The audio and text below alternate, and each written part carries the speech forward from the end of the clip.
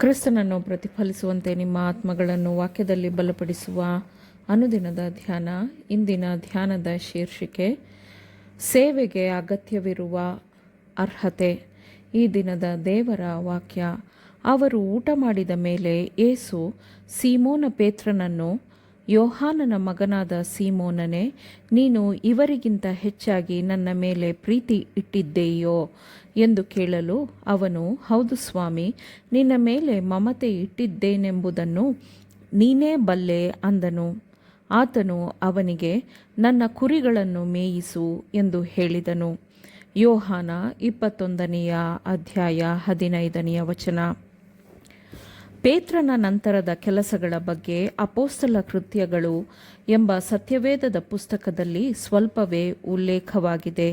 ಶಿಲುಬೆಯ ಬಗೆಗಿನ ಸಂದೇಶದೂತರು ಭೇಟಿ ನೀಡಿದ ಯೆರೂಸಲೇಮ್ ಮತ್ತು ಇತರ ಸ್ಥಳಗಳಲ್ಲಿ ವಿಶ್ವಾಸಿಗಳ ಸಂಖ್ಯೆ ಹೆಚ್ಚಾದಂತೆ ಪೇತ್ರನಲ್ಲಿದ್ದ ತಲಾಂತುಗಳು ಆರಂಭಿಕ ಕ್ರೈಸ್ತೀಯ ಸಭೆಗೆ ವಿವರಿಸಲಾಗದ ಮೌಲ್ಯಪೂರ್ಣ ಸಾಕ್ಷಿಗಳಾಗಿದ್ದವು. ನಜರೇತಿನ ಯೇಸುವಿನ ಬಗ್ಗೆ ಅವನು ಹೇಳಿದ ಸಾಕ್ಷ್ಯದ ಪ್ರಭಾವವು ವ್ಯಾಪಕವಾಗಿ ಪ್ರಸರಿಸಿತು. ಅವನ ಮೇಲೆ 2 ಜವಾಬ್ದಾರಿಗಳನ್ನು ಹೊರಿಸಲಾಗಿತ್ತು. ಅವನು ನಂಬಿಕೆಯಿಲ್ಲದವರ ಮುಂದೆ ಮೆಸ್ಸಿಯನ ಬಗ್ಗೆ ಸಕಾರಾತ್ಮಕವಾದ ಸಾಕ್ಷಿಯನ್ನು ನೀಡಿದನು ಮತ್ತು ಅವರ ಮಾನಸಾಂತರಕ್ಕಾಗಿ ಶ್ರದ್ಧೆಯಿಂದ ಶ್ರಮಿಸಿದನು. ಮತ್ತು ಅದೇ ಸಮಯದಲ್ಲಿ ಅವನು ನಂಬಿಗಸ್ತರಿಗಾಗಿಯೂ ವಿಶೇಷವಾದ ಕೆಲಸವನ್ನು, ಅಂದರೆ ಅವರನ್ನು ಕ್ರಿಸ್ತನ ನಂಬಿಕೆಯಲ್ಲಿ ಬಲಪಡಿಸುವ ಕೆಲಸವನ್ನು ಪೇತ್ರನು ಮಾಡಿದನು. ಪೇತ್ರನು ಸ್ವಾರ್ಥತ್ಯಾಗಕ್ಕೂ ಮತ್ತು ದೈವಿಕ ಶಕ್ತಿಯ ಮೇಲಿನ ಸಂಪೂರ್ಣ ಅವಲಂಬನೆಗೂ ನಡೆಸಲ್ಪಟ್ಟ ನಂತರ ಉಪಕುರುಬನಾಗಿ ಕಾರ್ಯನಿರ್ವಹಿಸುವಂತೆ ಕರೆಯಲ್ಪಟ್ಟನು. ಕ್ರಿಸ್ತನನ್ನು ಪೇತ್ರನು ನಿರಾಕರಿಸುವ ಮುಂಚೆಯೇ ಕ್ರಿಸ್ತನು ಅವನಿಗೆ, ನೀನು ತಿರುಗಿಕೊಂಡ ಮೇಲೆ ನಿನ್ನ ಸಹೋದರರನ್ನು ದೃಢಪಡಿಸು ಎಂದು ಹೇಳಿದ್ದನು. ನಂಬಿಕೆಯಡಿಗೆ ಬರುವವರಿಗೆ ಈ ಅಪೊಸ್ತಲನು ಭವಿಷ್ಯದಲ್ಲಿ ಮಾಡಬೇಕಾದ ಪರಿಣಾಮಕಾರಿಯಾದ ವಿಶಾಲವಾದ ಕೆಲಸದ ಬಗ್ಗೆ ಈ ಮಾತುಗಳನ್ನು ಹೇಳಲಾಯಿತು. ಮತ್ತು ಕ್ರಿಸ್ತನ ಆ ಮಾತುಗಳು ಹೆಚ್ಚು ಮಹತ್ವವುಳ್ಳದ್ದಾಗಿತ್ತು. ಸ್ವತಃ ಪೇತ್ರನ ಪಾಪಗಳು, ಸಂಕಟ ಮತ್ತು ಅವನ ಪಶ್ಚಾತ್ತಾಪ ಇವುಗಳ ಅನುಭವವು ಅವನನ್ನು ಈ ಕೆಲಸಕ್ಕೆ ಸಿದ್ಧಪಡಿಸಿತ್ತು.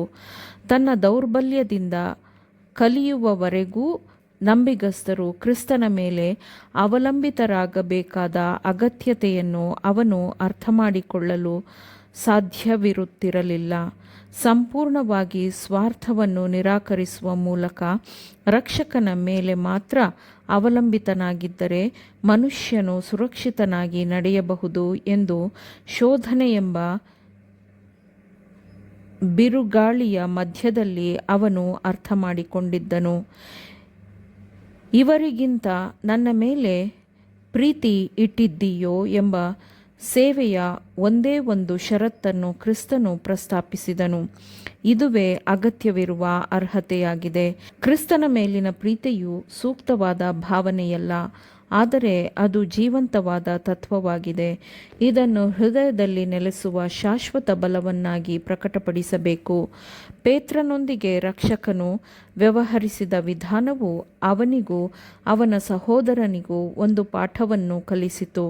ಪೇತ್ರನು ತನ್ನ ಕರ್ತನನ್ನು ನಿರಾಕರಿಸಿದ್ದರೂ ಅವನ ಮೇಲೆ ಯೇಸು ಹೊಂದಿದ್ದ ಪ್ರೀತಿಯು ಕುಂದಿ ಹೋಗಲಿಲ್ಲ. ಮತ್ತು ಅಪೊಸ್ತಲನು ಇತರರಿಗೆ ದೇವರ ವಾಕ್ಯವನ್ನು ಹೇಳುವ ಸೇವೆಯ ಕೆಲಸವನ್ನು ಕೈಗೆತ್ತಿಕೊಳ್ಳುವಾಗ ಅವನು ಅತಿಕ್ರಮಣಕಾರರನ್ನು ತಾಳ್ಮೆಯಿಂದಲೂ ಸಹಾನುಭೂತಿಯಿಂದಲೂ ಕ್ಷಮಿಸುವ ಪ್ರೀತಿಯಿಂದಲೂ ಎದುರಿಸಬೇಕಿತ್ತು. ಮತ್ತು ತನ್ನ ದೌರ್ಬಲ್ಯ ವೈಫಲ್ಯಗಳನ್ನು ನೆನಪಿಸಿಕೊಳ್ಳುತ್ತಾ ಕ್ರಿಸ್ತನು ಅವನೊಂದಿಗೆ ವ್ಯವಹರಿಸಿದಂತೆಯೇ ತನ್ನ ಆರೈಕೆಯ ಅಡಿಯಲ್ಲಿ ಬರುವ ಕುರಿ ಮತ್ತು ಕುರಿಮರಿಗಳೊಂದಿಗೆ ಅವನು ಮೃದುವಾಗಿ ವ್ಯವಹರಿಸಬೇಕಿತ್ತು. ಆತನು ನಜರೇತಿನ ಯೇಸುವನ್ನು ಇಸ್ರಾಯೇಲಿನ ನಿರೀಕ್ಷೆಯನ್ನಾಗಿಯೂ ಮಾನವತ್ವದ ರಕ್ಷಕನನ್ನಾಗಿಯೂ ಕೊಂಡಾಡಿದನು. ಅವನನ್ನು ಮಹಿಮೆಪಡಿಸಿದನು.